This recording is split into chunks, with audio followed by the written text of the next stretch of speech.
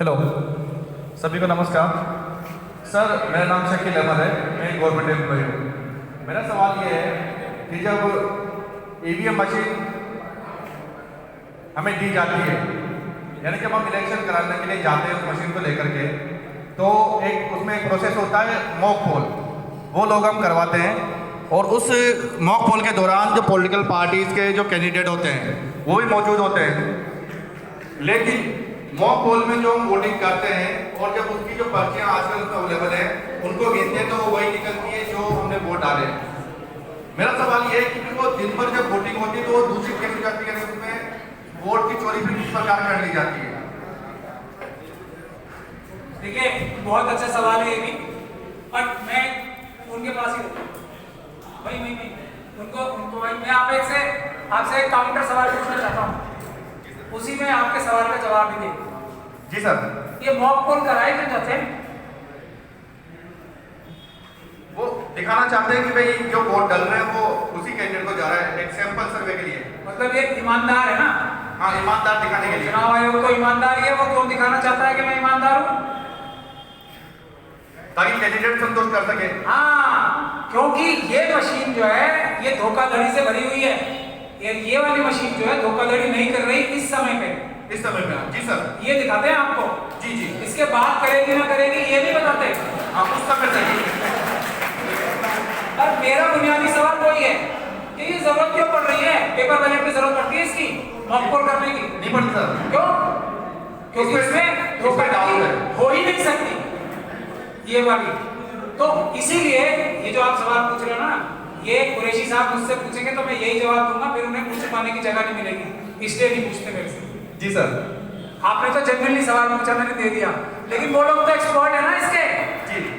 कराना क्यों पड़ता है मॉक पोल? दिखाना क्यों पड़ता है मैं ईमानदार हूँ, मेरी मशीन ईमानदार है? ताकि उस समय कैंडिडेट को संतुष्ट किया। हाँ, कि इस पे भरोसा नहीं कर सकते। मैं दिखा रहा हूँ, ये मान जाओ प्लीज, मैं आपके पैर पकड़ रहा हूँ, ये मैं करके दिखा रहा हूँ, ठीक तो है? जी। इसलिए करा। जी सर। बहुत बहुत धन्यवाद। अभी बीच में हमारे एक विशिष्ट अतिथि आ चुकी हैं, डॉक्टर राखी बतल, महिला कांग्रेस या कांग्रेस के अध्यक्ष हैं। आप 2 शब्द कहना चाहें?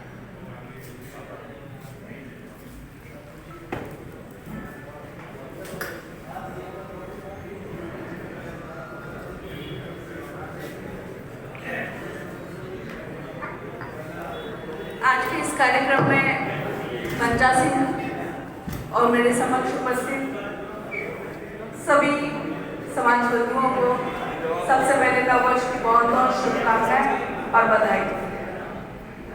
आज सबसे पहले मैं धन्यवाद देना चाहूंगी यशवंत जी को कि उन्हीं की वजह से मैं इस प्रोग्राम में सम्मिलित हो पाई हूँ। आज ये प्रोग्राम मात्र एक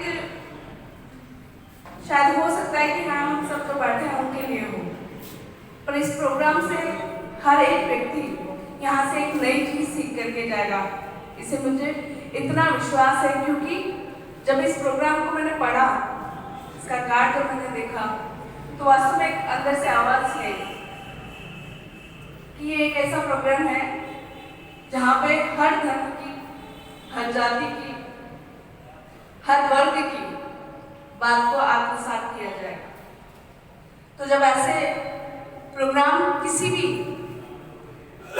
संस्था या किसी भी व्यक्ति विशेष के द्वारा जब कराए जाते हैं तो निश्चित रूप से एक अलग सी पॉजिटिविटी आती है जो शायद हम सबको मन में संतुष्टि देती है। और हम जो भी काम कर रहे हैं आज, वो सिर्फ हमारे मन की संतुष्टि के लिए कर रहे हैं।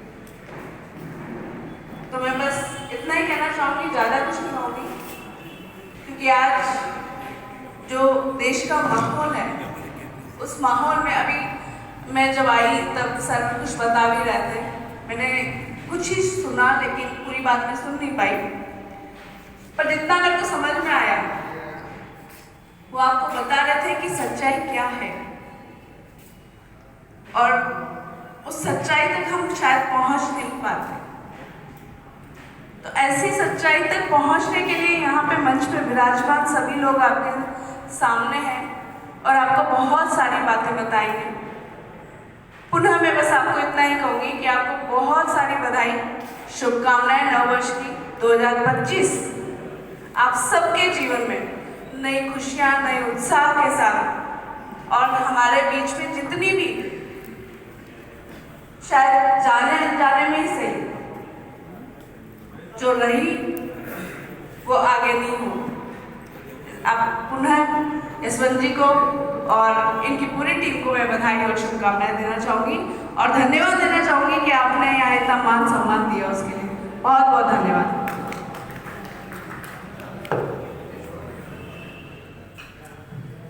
मित्रों, आप लोगों ने इतने मन से, इतने ध्यान से सुना और इतना समर्थन, इतनी तालियां कि हमें लगा कि हमने जिस हौसले के साथ, जिस हिम्मत के साथ अब ये मीटिंग, ये व्याख्यान आयोजित किया, इससे पहले भी हम जो करते रहे हैं, हमें राजा साहब की उपस्थिति से, उनके द्वारा जो सत्य का अन्वेषण आसान नहीं होता, सत्य का अन्वेषण किसी समय गौतम बुद्ध ने किया था, महावीर स्वामी जी ने किया और उसी क्रम में कबीर के बाद गुरु नानक, एक लगातार क्रम चलता रहा और अम्बेडकर साहब ने एक संविधान बनाया और ये संविधान कितना कीमती है, कितना मूल्यवान है, कितना जरूरी है हम सब के लिए, हम सब देशवासियों के लिए। आज हमें नए सिरे से ये जानने का मौका मिला। मैं हमारे जो समिति है उसके जो इस कार्यक्रम के जो सचिव हैं, कार्यक्रम सचिव भाई रुपेश चड्ढा से अनुरोध कर रहा हूँ कि वो धन्यवाद देकर आप अपना ज्ञापन उद्घाटन क्या प्रश्न हो रहे क्या? ठीक है, आइए आप आइए। उसके बाद रुपेश चड्ढा धन्यवाद तमाम साथियों से और ख़ास तौर से आज के खुसूसी मेहमान हमारे दरमियान में तशरीफ़ फरमा है।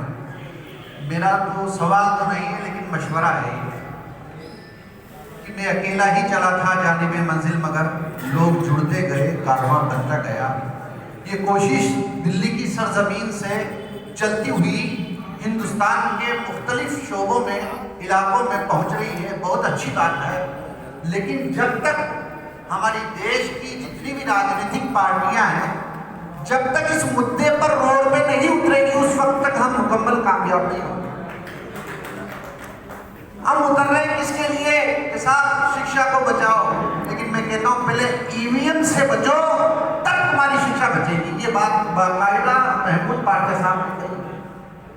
चाहे वो कांग्रेस हो, चाहे वो दीगर और भी जितनी भी पार्टियां हैं, जब तक रोड पर नहीं आएगी उस वक्त तक न तो शिक्षा बचेगी, न जल बचेगी, न तमाम कोई आपका कोई अहम मुद्दा बच ही नहीं सकता जब तक आप ईवीएम से नहीं बचोगे।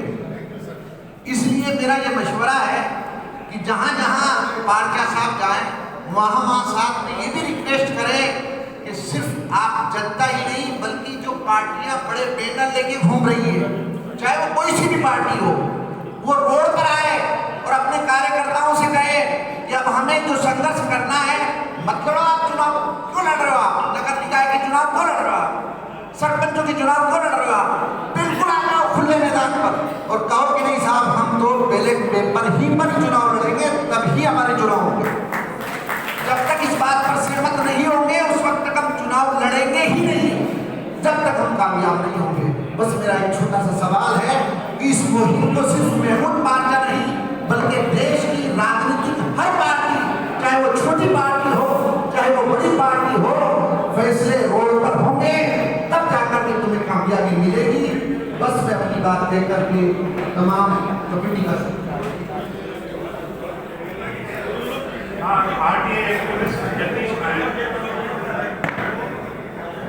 सर नमस्कार।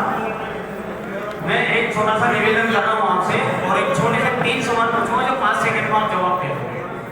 पहली चीज तो 2015 में मौजूदा प्रधानमंत्री जी का भ्रष्टाचार मिला और एक आतंकवाद खत्म हुआ। ये 2 मोटो था। भ्रष्टाचार में 2015, 2016, 2017, 2018 में लगातार प्रधानमंत्री नरेंद्र मोदी जी ने स्पीचें दी है, जगह जगह दी है और उन्होंने ये कहा था कि भ्रष्टाचार यानी बेनामी संपत्ति पकड़ाओ और आप 1 करोड़ रुपए इनाम ले जाओ।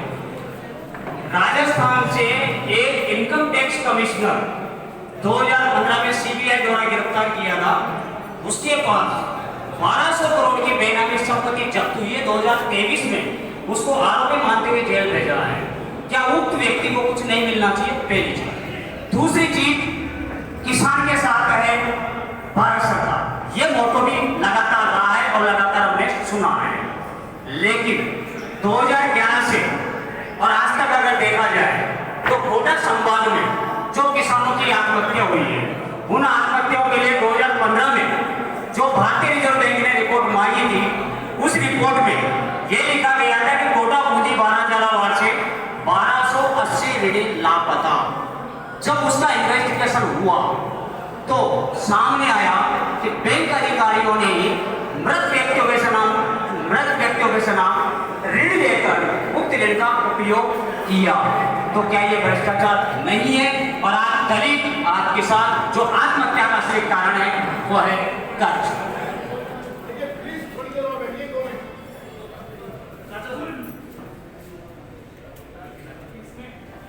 इसमें मैं सवाल नहीं समझ पाया, क्योंकि जो भी परसेंटेज की बात है, जो देने की बात है, वो प्रधानमंत्री जी अगर ओरल कहते हैं तो प्रधानमंत्री जी नहीं, मोदी जी।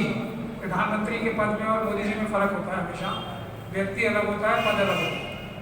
तो अगर मोदी जी अगर सच ना बोलें तो कोई पकड़ नहीं है, लेकिन अगर प्रधानमंत्री का ऑफिस कोई ऑर्डर पास करता है तो उसकी पकड़ होती है।